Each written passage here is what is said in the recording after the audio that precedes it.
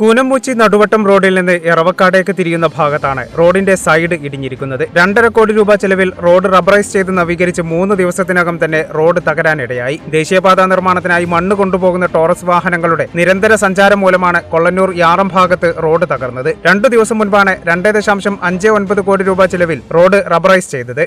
ഇനി കൂടുതലായിട്ട് എന്തെങ്കിലും ചെയ്യുന്നുണ്ടെങ്കിൽ നാട്ടിൽ തടയാനുള്ള സാധ്യത ഉണ്ട് എന്നും പറഞ്ഞു. ഞങ്ങൾക്ക് നടന്നു പോകാൻ പറ്റുന്നില്ലേ? കണ്ടോടെ റോഡ് ഞങ്ങൾക്ക് നടന്നു പോകാൻ പറ്റില്ല. അവർ ഇതിൻ്റെ മുന്നിൽ പാർട്ടി വന്നിട്ട് മണ്ണെടുത്ത് അന്ന് റോഡ് നേരാക്കി തരാൻ പറഞ്ഞു പോയി. കഴിഞ്ഞതിൻ്റെ ദിവസം റോഡ് നേരാക്കി തന്നില്ല, അങ്ങനെ പോയി. ദിവസങ്ങൾ കൊണ്ട് തന്നെ റോഡ് തകർന്നതോടെ നാട്ടുകാർ പ്രതിഷേധവുമായി രംഗത്തെത്തി. കുണ്ടും കുഴിയും നിറഞ്ഞ റോഡിൽ മഴവെള്ളം കെട്ടിനിന്നതോടെ കാൽനടയാത്രയും വാഹനയാത്രയും കൂടുതൽ ദുരിതപൂർണമായതായും തകർന്നടിഞ്ഞ റോഡിന് പരിഹാരമുണ്ടാകണമെന്നും നാട്ടുകാർ ആവശ്യപ്പെട്ടു.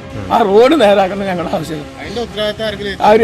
അവരെ ഏറ്റെടുത്തെങ്കിൽ മാത്രമേ ഇനി മണ്ണോട്ട് സമ്മതിക്കുള്ളൂ. നാട്ടുകാരുടെ പ്രതിഷേധത്തിനൊടുവിൽ ദേശീയപാതാ നിർമ്മാണ കമ്പനി അധികൃതരും സ്ഥലത്തെത്തി. അടിയന്തരമായി പ്രശ്നം പരിഹരിക്കാമെന്ന് നാട്ടുകാർക്കും ജനപ്രതിനിധികൾക്കും ഉറപ്പ് ലഭിച്ചതോടെയാണ് പ്രതിഷേധം അവസാനിപ്പിച്ചത്. കേരള വിഷൻ, തൃത്താല.